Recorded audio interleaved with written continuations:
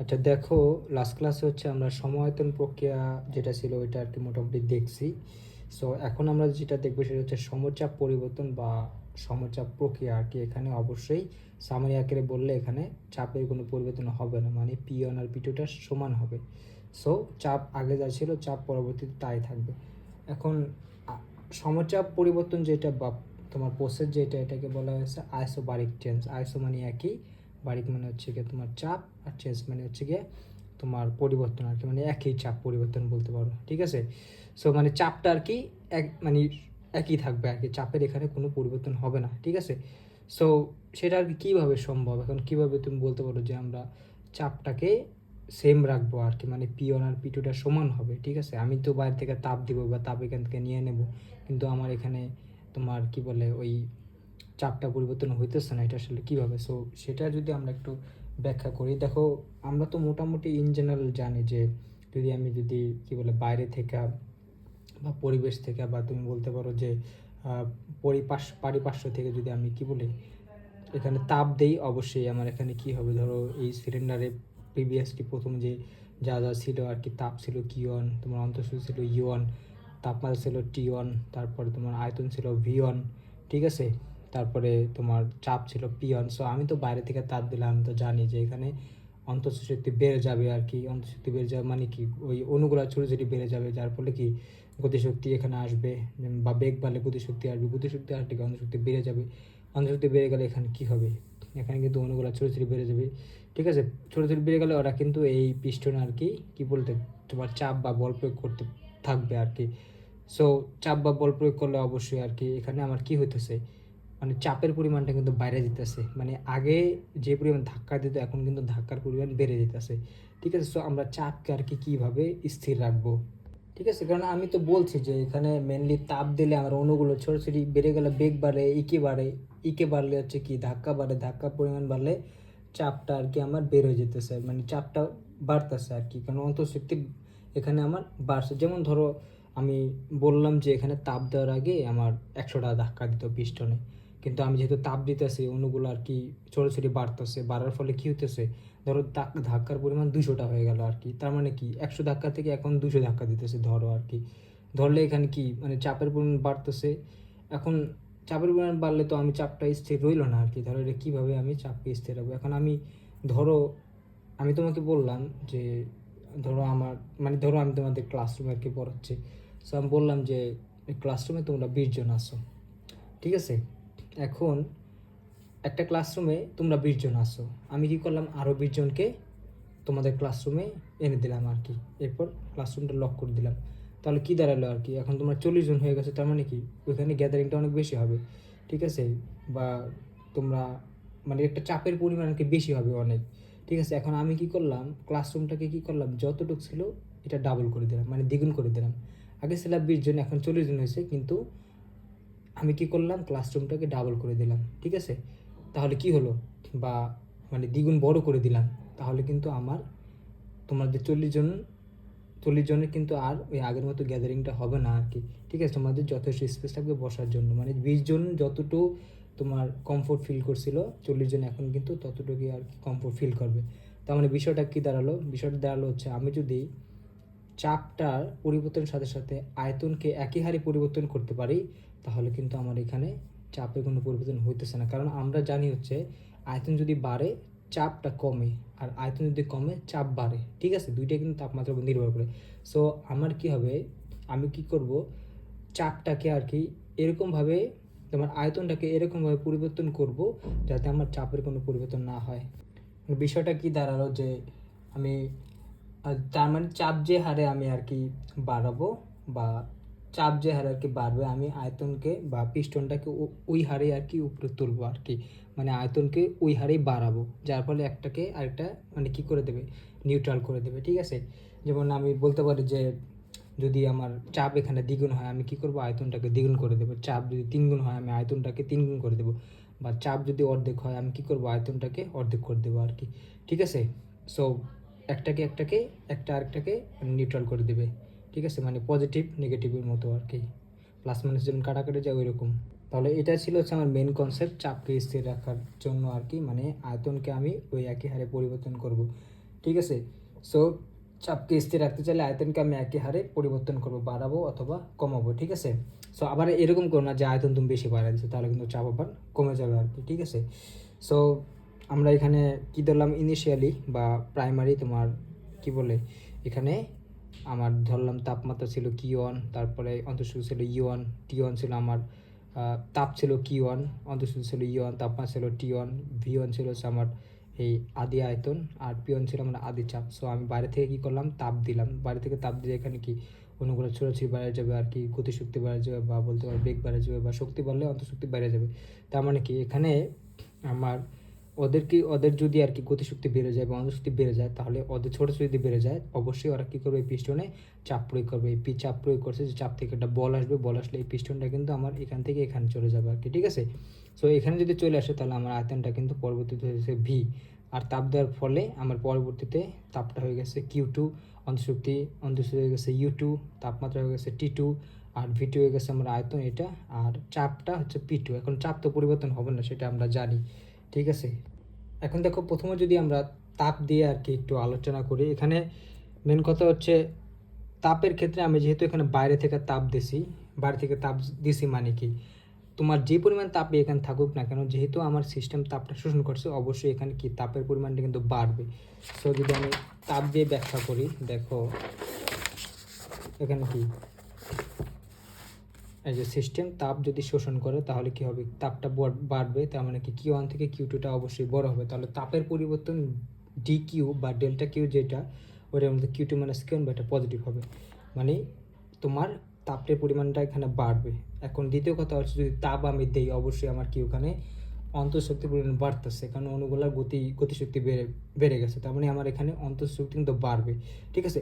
এখন দেখো, এখানে একটা কাহিনী আছে, এটা একটু পরে বলি। মানে যদি তুমি টিপিকলি বা কী বলে, মানে জেনারেল চিন্তা করো, অবশ্যই তুমি এখানে বলতে পারো অন্তঃশক্তি পরিমাণ বাড়ার কথা, যেহেতু আমার কি হয় এখানে, মানে হচ্ছে তাপটা আমার সিস্টেম শোষণ করছে, ঠিক আছে।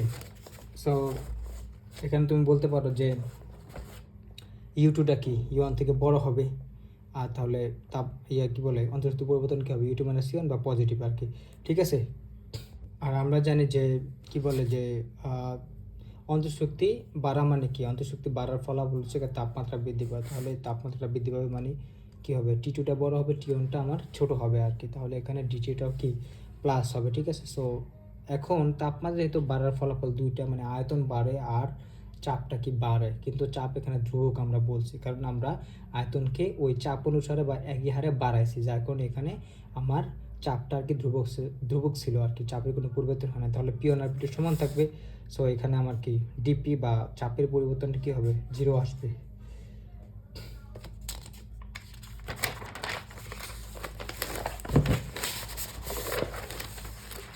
এরপর দেখো, যেহেতু আয়তন বৃদ্ধি করছি আর কি, আগে ছিল আয়তন V1, এখন হয়ে গেছে আর কি V2, তাহলে আয়তনটা কি আমার এখানে বাড়ছে অবশ্যই, তাহলে ডিভি যেটা আছে আয়তনের পরিবর্তন, সেটা অবশ্যই প্লাস হবে। এখন দেখো, আয়তন যেহেতু বাড়াইছে, আমি কিন্তু একটু আগে দেখছিলাম যে ওখানে আমরা সম আয়তন যেই প্রসেস ছিল, ওখানে কিন্তু দেখছি আমরা আয়তন কোনো বাড়ে নাই বা কমে নাই, আয়তনটা ধ্রুবক ছিল, তার মানে ওখানে কোনো কাজ হয় না, কিন্তু এখানে কিন্তু আমার আয়তনটা বাড়ছে। এই দেখো, আয়তনটা ছিল আগে এটা ছিল হচ্ছে V1, পরবর্তীতে আমরা কি করছি, আয়তন বাড়াইছি, এই যে V2, তার মানে আয়তন কিন্তু এই পরিমাণ বেড়ে গেছে, মানে V2 - V1 এই পরিমাণ বাড়ছে। আয়তন বাড়া বা কমা মানে কিন্তু কাজ হওয়া, ঠিক আছে, তার মানে এখানে কিন্তু একটা বাহ্যিক কাজ করছে, একটা বাহ্যিক কাজ হয়েছে। সো এটাই দেখো আর কি, এখানে আমার বাহ্যিক কাজটা হচ্ছে, আমরা জানি DW = PdV, তাহলে ডিভি যেহেতু এখানে বাড়ছে, সো এখানে DWটা কি প্লাস আর কি, মানে কাজের মানে কাজটা হচ্ছে গিয়া প্লাস, মানে এখানে কাজ হয়েছে। এখন দেখো কাজটা কেন এখানে প্লাস হলো, কারণ হচ্ছে গিয়ে আমার এখানে তোমার ওই অণুগুলা যে ছিল, এই অণুগুলা বা পরমাণুগুলা বা ওদের একটা আন্তঃআণবিক শক্তি ছিল। সো আন্তঃআণবিক শক্তি দিয়ে ওরা কী করছে, এই তোমার পিস্টনটাকে V1 থেকে V2 অবস্থায় নিচ্ছে, মানে এই অবস্থা থেকে এই অবস্থায় নিয়েছে আর কি, তার মানে ওদের কিন্তু একটা স্মরণ ঘটছে এখানে, মানে বল কিন্তু উপর দিকে করে দিতেছে, এরকম বলের দিকে একটা স্মরণ ঘটছে, এই পরিমাণ স্মরণ, তার মানে এখানে কিন্তু সিস্টেম কাজ করছে, তুমি বলতে পারো সিস্টেম কাজ করে। যদি সিস্টেম কাজ করে থাকে কোনো একটা প্রসেসে, অবশ্যই ওই কাজটা কী হয়, ওই বাহ্যিক কাজটা হয় হচ্ছে গিয়া আমার পজিটিভ। আর যদি সিস্টেমের উপর কাজ করা হয় তাহলে ওই বাহ্যিক কাজটা হয় আমার হচ্ছে গিয়া নেগেটিভ। ঠিক আছে, কারণ ওটা আমি ওখান থেকে বাইরে থেকে বল প্রয়োগ করি, আমি এক্সটার্নাল ফোর্স প্রয়োগ করে আমি আণবিক বল বা সংরক্ষণশীল বলের বিরুদ্ধে কাজ করি আর কি, ওকে আর কি সংকোচন করি আর কি, যেখানে আমি দেখা যায় সিস্টেমের উপর কাজ করি বলে আমার ডিরেক্টর নেগেটিভ আসে। ঠিক আছে, তাহলে এই জিনিসটা একটু মাথায় রাখো, এটা একটা কিওয়ার্ডের মতো মনে রাখতে পারো। যদি আয়তন বাড়ে তাহলে মানে ডিভি যদি প্লাস হয় অবশ্যই আমার ডিডাব্লিউ ইকুয়াল টু পিডিভি, আর ডিভিটা যদি প্লাস হয় তাহলে অবশ্যই আমার ডিডাব্লিউটা প্লাস হবে আর কি। আর আয়তন যদি কমে, মানে আয়তন কমা মানে কি, ভি টুটা হচ্ছে ছোটো আর ভি ওয়ানটা বড়ো। সো ওইখানে আমার কি হয়, আয়তন কমলে ডিভিটা মাইনাস হয়, মাইনাস হওয়ার কারণে ডিডাব্লিউটা কি মাইনাস হয়। কিন্তু বইয়ের ভাষায় বলছে যদি সিস্টেম যদি কাজ করে তাহলে আমার কাজটা হবে পজিটিভ, আর যদি তোমার সিস্টেমের উপর কাজ করা হয় তাহলে ওই কাজটা হবে নেগেটিভ। যেমন আমি ওইখানে বললাম সিস্টেম কাজ করছে, এখানে আয়তনকে বাড়াইছে, মানে বল যেদিকে আমার সরণ সেদিকে ঘটছে। কিন্তু সিস্টেমের উপর যদি কাজ করা হয় মানে হচ্ছে বাহ্যিকভাবে যদি তুমি কাজ করো এক্সটার্নাল ফোর্স দিয়ে, মানে ওই সংরক্ষণশীল বা আণবিক বলের বিরুদ্ধে যদি কাজ করে, এটা হচ্ছে সিস্টেমের উপর কাজ করা বলে, ওই ক্ষেত্রে আমার কী হবে, এখানে কাজটা হবে নেগেটিভ আর কি। ঠিক আছে, সো এটা একটু বুঝলাম।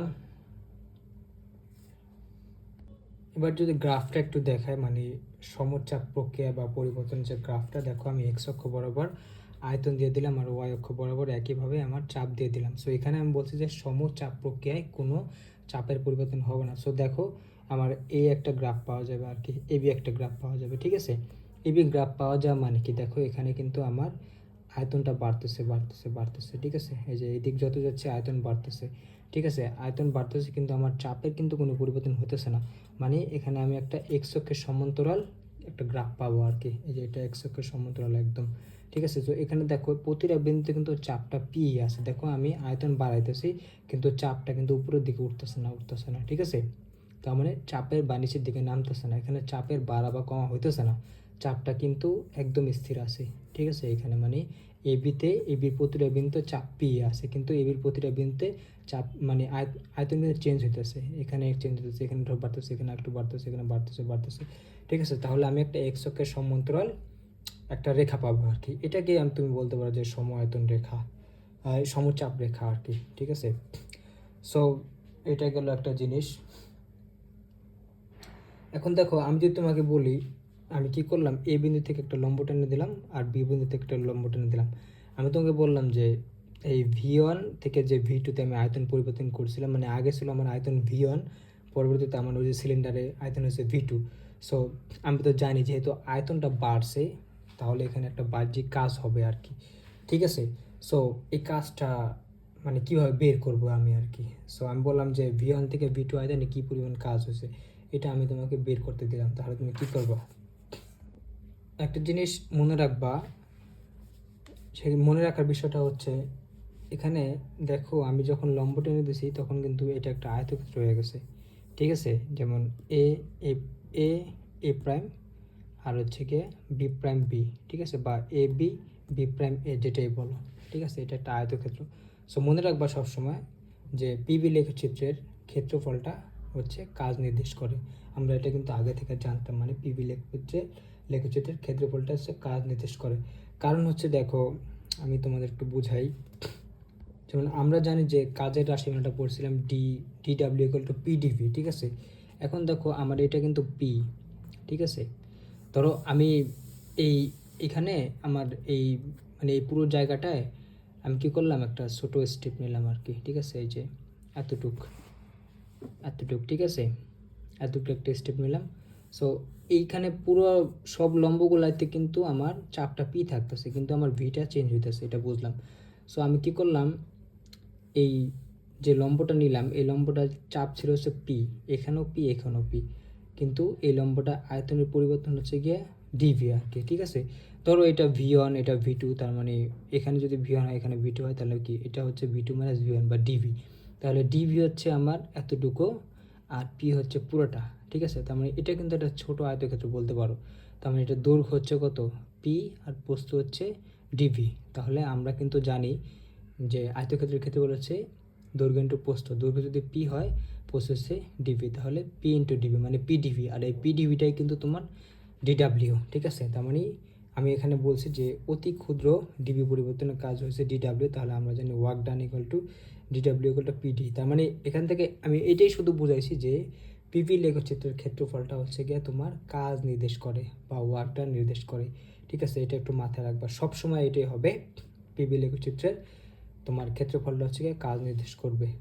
আরেকটা বিষয় হচ্ছে এখানে আমি যে ছোটো একটা স্টেপ নিয়েছি, আসলে এখানে এই ছোটো স্টেপ না নিলেও হতো, এই পুরোটা নিয়ে কাজ করলেও হইতো, ঠিক আছে। কারণ আমরা জানি যে সমচাপ প্রক্রিয়ায় চাপের কোনো পরিবর্তন হয় না, মানে একদম এটা এটা ওঠানামা করতেছে না কিন্তু, বা এই দিকেও যাইতেছে না, একদম সোজা গেছে এক্স অক্ষ বরাবর। সো প্রতিটা বিন্দুতে কিন্তু আমার চাপটা সেম আছে, চাপের কোনো পরিবর্তন হইতেছে না। সো তুমি যদি এই পুরোটা নিয়েও কাজ করো, দেখো এখানে আমার এখানে চাপ আছে পি, এখানেও চাপ আছে পি, ঠিক আছে। দৈর্ঘ্যটা ধরো পি, ঠিক আছে। আর প্রস্থটা ধরলাম আমরা ডিভি, ঠিক আছে। এটা হচ্ছে ভি ওয়ান, এটা হচ্ছে ভি টু। তাহলে এই পুরোটা কি V two minus V one, এই পুরোটা মানে তোমার আয়তনের পরিবর্তন। তাহলে এটা যদি দৈর্ঘ্য হয় মানে পি, আর প্রস্থ হতে হয় V two minus V one মানে ডিভি বা ডেল্টা ভি, তাহলে বলতে পারো যে আয়তকের ক্ষেত্রফল হবে, পুরোটা জায়গার ক্ষেত্রফল হবে কত, দৈর্ঘ্য ইন্টু প্রস্থ। দৈর্ঘ্য হচ্ছে গিয়ে পি, প্রস্থ হচ্ছে গিয়ে ডেল্টা ভি, তাহলে পি ডেল্টা ভি। আর পি ডেল্টা ভি হচ্ছে বা পি ডিভি হচ্ছে আমার ডিডাব্লিউ বা বা ডেল্টা ডাব্লিউ যেটাই বলো। এখানে ডেল্টা পড়তেছে কারণ এখানে আমার চাপের কোনো পরিবর্তন হয় না। সো তুমি ডিভি না বললে তুমি ডেল্টা ভিও বলতে পারো, আর ডিডাব্লিউ না বললে ডেল্টা ডাব্লিউ বলতে পারো, সমস্যা নাই। মানে এই বড় হাতের ডেল্টা যেটা, এই যে এটা, এই যে ডেল্টা ডাব্লিউ, বা তুমি তুমি ডেল্টা ভিও বলতে পারো, কোনো সমস্যা নেই। তবে এখানে তো চাপের পরিবর্তন হতেছে না, কিন্তু বাকি প্রসেসগুলোতে চাপ পরিবর্তন হবে। যেমন ওইখানে তোমার রুদ্ধতাপীয় আছে, তারপরে তুমি ওখানে আমরা সম আয়তন দেখে এসেছি, ঠিক আছে। এবার সমউষ্ণ আছে, এগুলোতে চাপের পরিবর্তন হয়। যদি চাপের পরিবর্তন হয় তাহলে তুমি আর কি সরাসরি আর কি বের করতে পারবে না, ঠিক আছে। সেক্ষেত্রে তোমাকে ইন্টিগ্রেশনের সাহায্য নিতে হবে আর কি, মানে ছোটো স্টেপে ভাগ কইরা তারপরে আস্তে আস্তে সবগুলো যোগ করতে হবে আর কি, তাহলে তুমি পুরো অংশের ক্ষেত্রফল পাবা। সো এটা আর কি আমি একটু দেখাই তোমাদের।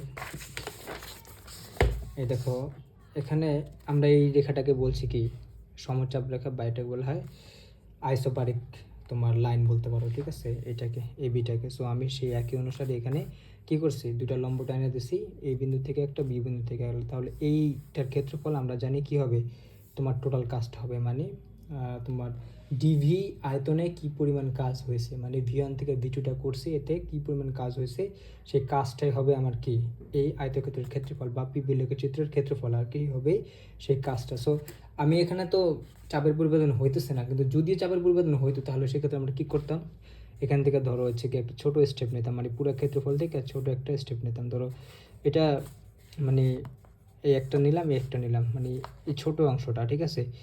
এখন এটা কিন্তু অতি ক্ষুদ্রাতি ক্ষুদ্র আর কি, মানে এরা খুব কাছাকাছি আছে, একদম খালি চোখেও দেখা যায় না, এত কাছাকাছি আছে এই দুইটা দাগ। যদিও কাছাকাছি থাকে ওদের, কিন্তু আমার চাপটা কিন্তু পি আছে, ঠিক আছে।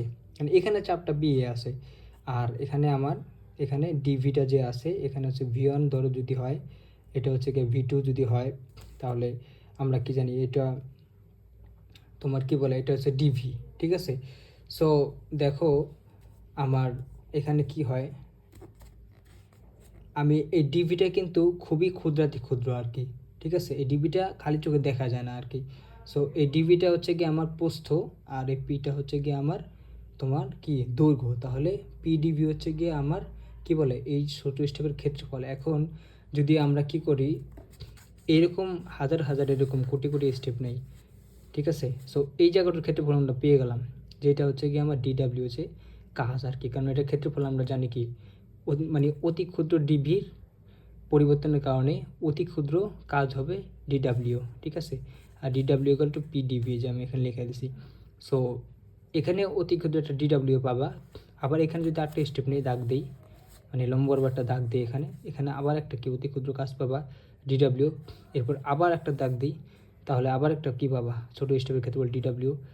সো আবার কি দাগ দিলে এখানে ডিডাব্লিউ পাবা, আবার এখানে দিলে কি ডিডাব্লিউ পাবা, মানে অনেকগুলো ডিডাব্লিউ পাবা। এখন আমি যদি এইখান থেকে মানে ভি ওয়ান থেকে ভি টু পর্যন্ত সবগুলো ডিডাব্লিউ যোগ করে দিই, তাহলে কিন্তু আমি এই পুরো স্টেপটার ক্ষেত্রফল পাইতে পারি। আর এটা পুরোটার ক্ষেত্রফল হবে আমার ডাব্লিউ বা মেইন বা বড় কাজটা আর কি, ঠিক আছে, বা মোট বা টোটাল কাজটা, ঠিক আছে। সো আমরা তো জানি যে এত ক্ষুদ্র জিনিসগুলো যোগ করার একটাই প্রসেস, সেটা হচ্ছে গিয়ে আমার ইন্টিগ্রেশন, সামেশন না অবশ্যই, ঠিক আছে। সো আমরা সেই জন্য এখানে ইন্টিগ্রেশন করব। তাহলে এই ভিএন থেকে আমরা ভিটি পর্যন্ত অনেকগুলো ছোটো ছোটো স্টেপ নেব। সব প্রত্যেকটা স্টেপের ক্ষেত্রফল হবে আমার ডিডাব্লিউ, মানে পি ইন্টু ডিভি, সবগুলা ডিডাব্লিউ যোগ করে দিলে আমি টোটাল ডাব্লিউ পাবো। সো এটাই আমি এখানে দেখাইতেছি। এই দূরত্ব হচ্ছে ভি1, এই দূরত্ব হচ্ছে ভি2, ঠিক আছে। সো এটা কি হবে আমার ভি2 মাইনাস ভি1, মানে পুরোটার ক্ষেত্রফল আর কি, মানে পুরোটা আর কি আয়তন আর কি, কতটা আয়তনে আমার বৃদ্ধি পাইছে সেইটা। সো সেটাই আমি এখানে দেখাইছি যে অনেক ক্ষুদ্র ডিবি পরিবর্তনের কাজ যদি হয় ডিডাব্লিউ, তাহলে আমার ওয়ার্ক ডান হবে ডিডাব্লিউ করলে পিডিবি, মানে ওই ছোট্ট অংশের ক্ষেত্রফল, এই ছোট্ট অংশের ক্ষেত্রফল। সো আমি কি করব এখানে, এই যে অতি ক্ষুদ্র অংশটা দৈর্ঘ্য দেখছি পি, আর প্রস্থ হচ্ছে ডিবি, এটা আগে বলছি আমি। সো দৈর্ঘ্য ইন্টু প্রস্থ পিডাব্লিউ, ঠিক আছে। সো এটা হচ্ছে আমি মানে ইন্টিগ্রেশন করা ছাড়া আর কি মানে দেখাইছিলাম ওই যে আগেরটায় আর কি। সো এখন আমরা হচ্ছে ইন্টিগ্রেশন করে দেখাবো আর কি।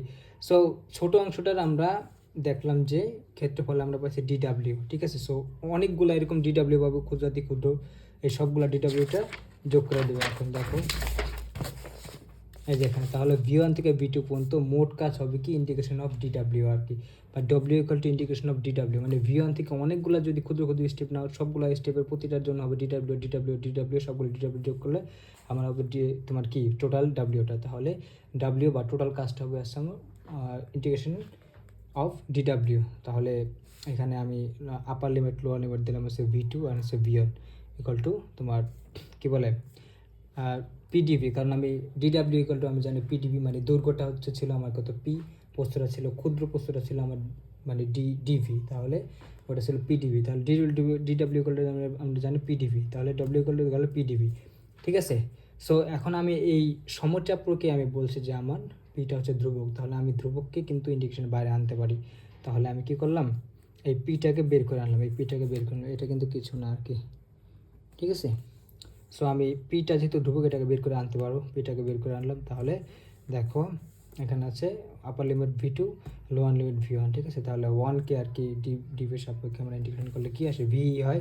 এই যে এক্সকে আর কি 1কে এক্সের সাপেক্ষে যেমন ইন্টিগ্রেশন করলে এক্স হয়, এরকমই আর কি। সো আমার এখানে ভি হলো, আপার লিমিটটা উপরে বসাবো, লোয়ার লিমিট নিচে বসাবো, তাহলে আমি কী দাঁড়ালো upper limit minus lower limit আর কি, ঠিক আছে।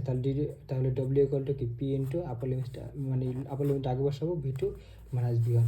তাহলে এই ভি2 মাইনাস ভি1টা ছিল আমার ডেল্টা ভি, এই যে আমি যে বলছি চিত্র একটু দেখো, এই যে ভি2 মাইনাস ভি1 ছিল হচ্ছে আমার এই যে এটা ডেল্টা ভি, ঠিক আছে এইটা। সো আমরা ইন্টিগ্রেশন করেও দেখলাম যে আমার ডব্লিউটা আসলে কি পিডিভি, মানে